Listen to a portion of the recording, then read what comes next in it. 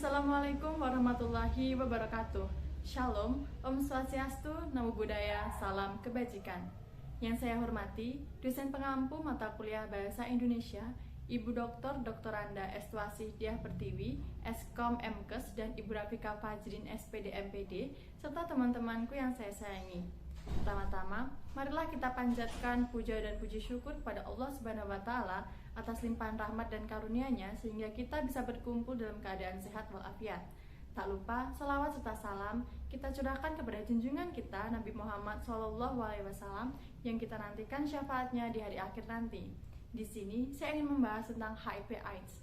Apa itu HIV/AIDS? Bagaimana cara penularannya? Seperti apa gejala HIV? Apa dampak HIV dan bagaimana cara pencegahan HIV/AIDS? Saat ini, penderita HIV/AIDS di Indonesia semakin bertambah. Apalagi, pertambahan ini sebagian besar terjadi pada kalangan remaja.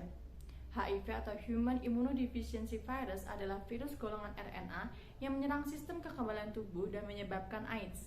AIDS atau Acquired Immunodeficiency Syndrome adalah berbagai gejala atau infeksi yang terkait dengan menurunnya sistem kekebalan tubuh. Terdapat beberapa penyebab mengapa seseorang tertular HIV/AIDS. Penyebab tersebut seperti 1. Melakukan hubungan intim tanpa kondom, baik hubungan sesama jenis maupun heteroseksual. Yang kedua, menggunakan jarum suntik bekas orang lain. Yang ketiga, sering membuat tato atau melakukan tindik. Yang keempat, dari ibu ke bayi dalam proses mengandung, persalinan, ataupun menyusui.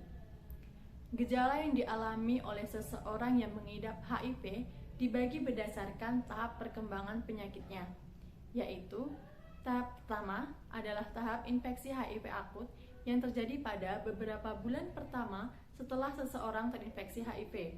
Gejalanya dapat meliputi 1. Demam hingga menggigil, 2. Nyeri sendi dan otot, 3. Pembengkakan kelenjar getah bening, dan keempat, sakit kepala, perut, tenggorokan, serta sariawan. Tahap kedua yaitu infeksi HIV kronis. Gejalanya dapat berupa 1. Herpes zoster, 2. Diare, 3. Kelelahan, dan 4. Pembengkakan kelenjar getah bening. Tahap ketiga yaitu AIDS, di mana pada tahap ini sistem kekebalan tubuh sudah rusak parah sehingga penderita lebih mudah terserang infeksi lain. Gejala AIDS dapat berupa 1.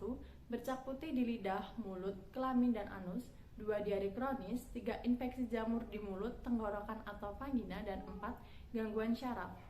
Dampak HIV/AIDS selain kesempatan sembuh yang rendah bagi penderita, HIV/AIDS ini juga bisa mengakibatkan pasien mengalami komplikasi penyakit karena kekebalan tubuh yang melemah. Ada beberapa komplikasi penyakit yang ditemukan pada penderita HIV/AIDS, seperti 1. Tuberkulosis. Tuberkulosis dinobatkan sebagai penyebab kematian nomor 1 bagi penderita HIV/AIDS. Yang kedua, kanker kelenjar getah bening. Yang ketiga, pneumonia kronis. Yang keempat, sindrom wasting pada AIDS. Dan yang kelima, herpes simplex dan herpes zoster. Pencegahan HIV/AIDS dapat dilakukan dengan 1. Tidak melakukan seks bagi yang belum menikah. Yang kedua, saling bersikap setia kepada satu pasangan seks. Ketiga, cegah penularan HIV melalui hubungan seksual dengan menggunakan kondom. Yang keempat, memakai alat-alat yang bersih, steril, sekali pakai, dan tidak bergantian.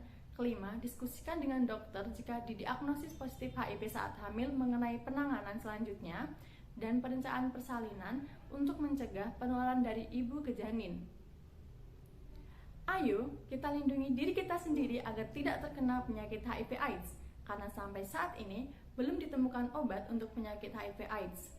Sekian yang dapat saya sampaikan. Bila ada salah kata dalam perbuatan maupun perkataan saya mengucapkan maaf. Wabillahi taufiq wal hidayah. Wassalamualaikum warahmatullahi wabarakatuh.